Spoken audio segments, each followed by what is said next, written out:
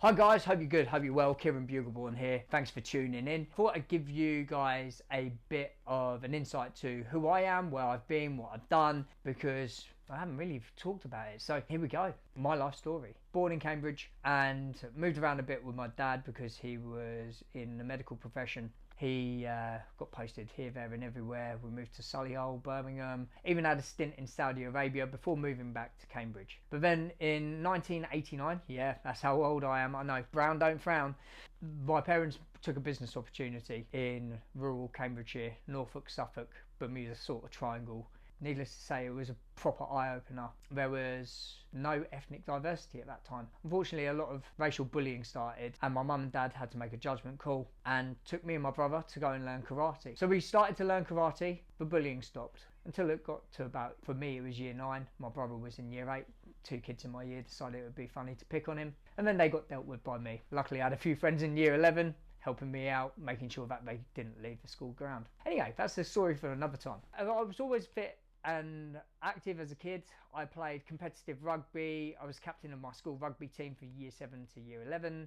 I played district rugby, county rugby, and then I stopped growing at 5'6", and that's when rugby stopped. At this point I kind of lost the love for karate as well, didn't want to pursue it anymore, and there wasn't any purpose behind it. It was just going through the motions. And at that time things started to happen. Started falling in with the wrong crowd, started smoking, drinking, smoking weed. By the time I got to sixth form, met with another wrong crowd, just a stoner type, going to college every day, getting stoned every day, going to the pub at free periods and lunch times every day. Then the raving started. If you know about the raving culture, unfortunately other things come with that too. Then the harder stuff started to come, and then eventually a lot of other harder stuff started to come, which is unfortunate. But I believe that every experience that we have in life make us the human being that we are today. I went down a very, very dark path and got addicted to cocaine. I did my first line of cocaine when I was 16. By the time I was 19, 20, I was fully fledged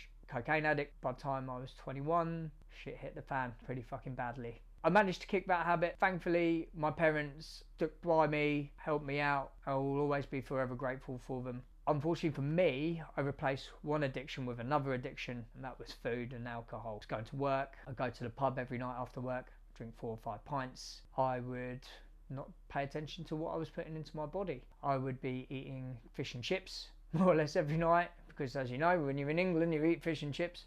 Domino's wasn't really a thing, but then started to become a thing. We had a cheese toasted sandwich maker in the office, so I'd go to Marks and Spencer's, go get a loaf of bread, some cheeses, some butter, eating those at lunchtime, probably 2 or 3 toasted sandwiches a day, drinking full sugar Coca-Cola, bacon and egg butties from the Greasy Spoon cafe truck outside my work every morning, not really paying attention. And then it got to when I was about 22, 23, that my mum actually said to me, "Cool, you've put on a bit of weight." And I stood on the scales and I was near enough 14 stone. Now I'm only 5'6", right? And you can imagine that I look like a little Oompa Loompa out of Willy Wonka's chocolate factory, just minus the green hair. No wonder I was a size 36 waist, okay? I was completely oblivious. I've even got some trousers upstairs that I used to wear out raving, which are size 36. Oh, Jesus Christ, how could I ever been that big? I started a health and fitness journey. It's like, okay, fine. So I started going to the local gym, didn't even know what the fuck I was doing, just went in there, pumped some weights, not tracking the weights, not looking at the form. I had no education. I just thought, hey, you go in, pump in and get big. No, didn't happen. Then I was just like, right, I need something to focus myself into. I need something, an outlet where I can train for something, have some purpose. And about this sort of time, I don't know if you guys remember, but there used to be a TV channel called Bravo. On Bravo, they showed early UFC. Wow, fantastic. What's this all about? And then I started watching UFC. So we're talking people like Chuck Liddell, Randy Couture, all the old schoolish guys. And I thought, wow, this is amazing. This is something that I could really sink my teeth into. I was at the pub with a couple of friends, and I was saying to them about how I wanted to, kick the habit, get fit, start this MMA stuff, and really immerse myself in it. First things they said, what the fuck are you talking about? You'll never do that. Look at you, you're fat, you're out of shape, you're unathletic, you smoke,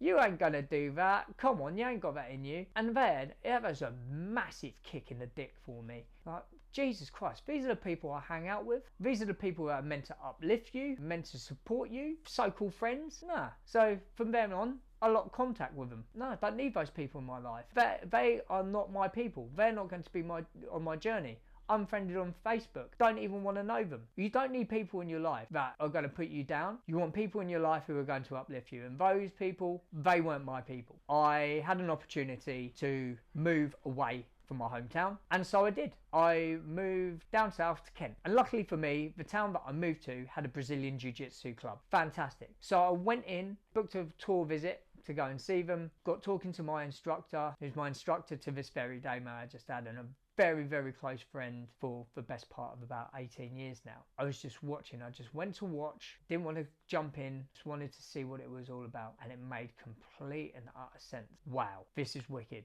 I gave him some money for some gis or kimonos, whatever you want to call it. I started the next session. I just fell in love with the training. It was just amazing, like what I needed. So I started going for a few months, and then there's like, wow, okay, I need to find another gear. I really want to make a go at this, so I need to do something else to supplement it. At this point, I'm still not happy with how my body looked as well, but I knew that I needed education in fitness. I hired a personal trainer. Now this was back in the day where people went on word of mouth. There was no Instagram before and afters, no Facebook pages. You just have to rely on word of mouth. So I signed up with this guy. I thought I'd be getting education on my diet, education on my training, my progress monitoring, like my pictures, my measurements, my weight being taken. I didn't get any guidance at all. All I got was being smashed a couple of times a week in the gym. Wow, okay. So this is word of mouth, this is personal training. So it's like, right, well, I've wasted a load of money. Yes, I have learned a little bit, but I haven't really fulfilled my goal. I was getting fitter, yes, and it helped a little bit on the mat. So I decided to go it all by myself. And then in 2008, recession hit, and banking and finance got hit pretty badly. Luckily, I had some money saved up, so I decided to go to Thailand. And I went to Thailand,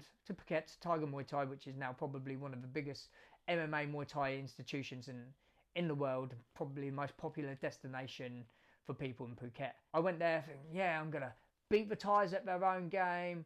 I'm going to train like every day, 4 hours a day, There was only so much I could do at that, but I just had. But I still went and immersed myself. And then I discovered things like Buddhism and then the Thai way of life.